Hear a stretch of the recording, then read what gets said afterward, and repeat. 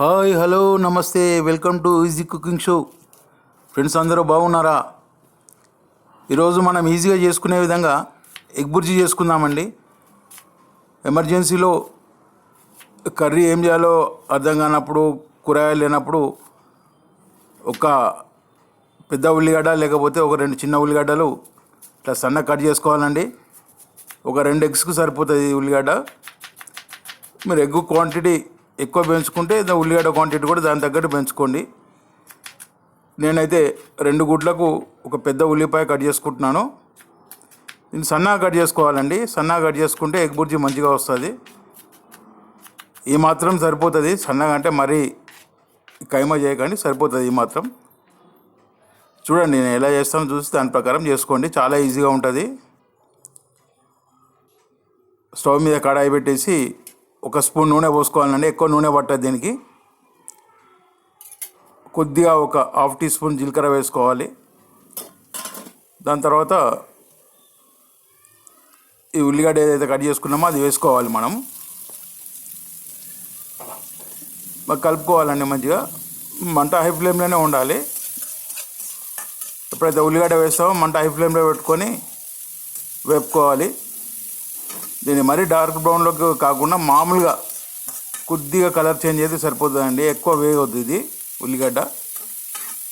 మామూలుగా కొద్దిగా గోలితే సరిపోతుంది. ఈ మాత్రం ఉండాలని, ఈ మాత్రం సరిపోతుంది. ఎక్కువ బ్రౌన్ కావద్దు, మెత్తబడుతుంది ఉల్లిగడ్డ. ఎగ్ బుర్జీ మంచిగా రావాలంటే ఇట్లుంటే సరిపోతుంది. దీనికి ఒక 1/2 టీ స్పూన్ అల్లం వెల్లుల్లి వేసుకోవాలండి. అల్లం వెల్లుల్లి పేస్ట్ వేసుకొని కలుపుకోవాలి. అల్లం వెల్లుల్లి పచ్చివాసన పోగానే మనం అప్పుడు గుడ్లు కొట్టిపోసుకోవాలండి. ఒక 2. చాలా ఈజీ అండి ఇది. ఇంట్లో పిల్లలకు నచ్చని కూర ఏదైనా ఉన్నప్పుడు ఇట్లా చేసి పెట్టేస్తే మంచి సంతోషంగా తింటారు. భార్యాభర్త కూడా ఒకరినొకరు ఇంప్రెస్ చేసుకోవడానికి కూడా ఇట్లా స్పెషల్గా చేసి పెడితే హ్యాపీగా ఫీల్ అవుతారు.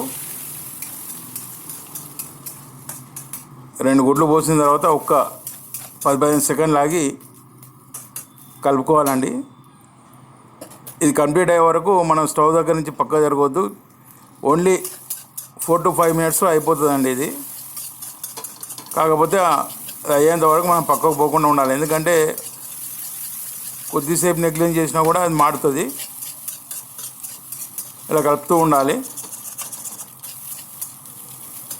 ఒక 5 మినిట్స్లో రెడీ అయిపోతుంది. కాబట్టి అక్కడ ఒక 5 నిమిషాలు కేటాయించుకోవాలి టైం మనం. ఇలా దాన్ని కొద్దిగా విడివిడి చేస్తూ కలుపుతూ ఉండాలి. ఒకసారి కొద్దిగా పొడి అయిన తర్వాత ఆటోమేటిక్గా దాన్ని మామూలుగా కలిపితే సరిపోతుంది. అంతేనండి. అది వేగేంత వరకు హై ఫ్లేమ్ ఉండాలి. వేగిన తర్వాత మనం ఇప్పుడు కారం పొడి, పసుపు ఇవి వేసుకునే ముందు స్టవ్ చిన్న వేసుకుంటే అయిపోతుంది. జస్ట్ ఒక చిటికెడు పసుపు అండి, ఎక్కువ పట్టదు దీనికి.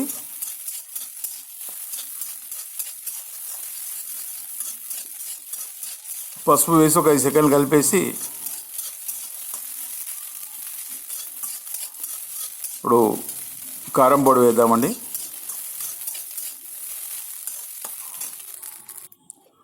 ఒక 1/2 టీ స్పూన్ కారం పొడి పడుతుందండి దీనికి. స్పైసీ ఎక్కువ కావాలనుకున్న వాళ్ళు కొద్దిగా ఎక్కువ వేసుకోవచ్చు, కానీ ఇది సరిపోతుంది నాకు తెలిసినంత వరకు. మీడియం అన్నట్టు, తక్కువ తినే వాళ్ళకి ఎక్కువ తినే వాళ్ళకి కూడా కరెక్ట్గా సరిపోతుంది ఇది. కారం పొడి వేసినాక ఒకసారి కలుపుకొని 1/2 టీ స్పూన్ ఉప్పు మీ ఇష్టం అండి. తక్కువ తిన్నా అంటే తక్కువ వేసుకోవచ్చు. అది కంప్లీట్ అయిన తర్వాత ఒకసారి చెక్ చేసుకొని కావాలంటే మళ్ళీ కొద్దిగా వేసుకోవచ్చు. ముందే ఎక్కువ వేసుకుంటే ఉప్పు సమేతండి, దాన్ని మళ్ళీ ఏం చేయలేము మనం. ఒక చిటికెడు మిరియాల పొడి, ఒక చిటికెడు గరం మసాలా, మరీ ఎక్కువ పట్టదండి. జస్ట్ చిటికెడు వేసుకుంటే సరిపోతుంది దీనికి. క్వాంటిటీ పెంచుకుంటే దాన్ని పట్టు క్వాంటిటీ పెంచుకోండి వేసే మసాలాను కూడా. అయిపోయిందండి. కొద్దిగా కరివేపాకు, కొద్దిగా కొత్తిమీర, పుదీనా సన్నగా తరిగి దాన్ని వేసుకోవాలి. వీడియో చూసినందుకు థ్యాంక్స్ అండి. సబ్స్క్రైబ్ చేసుకోండి, షేర్ చేయండి, ఫ్రెండ్స్కు లైక్ చేయండి. Thank you. Egg Buzi complete అయింది. చూడడానికి తినడానికి ఎంతో టేస్టీగా ఉంటుందండి. మీరు కూడా ట్రై చేయండి egg Buzi. Thank you very much.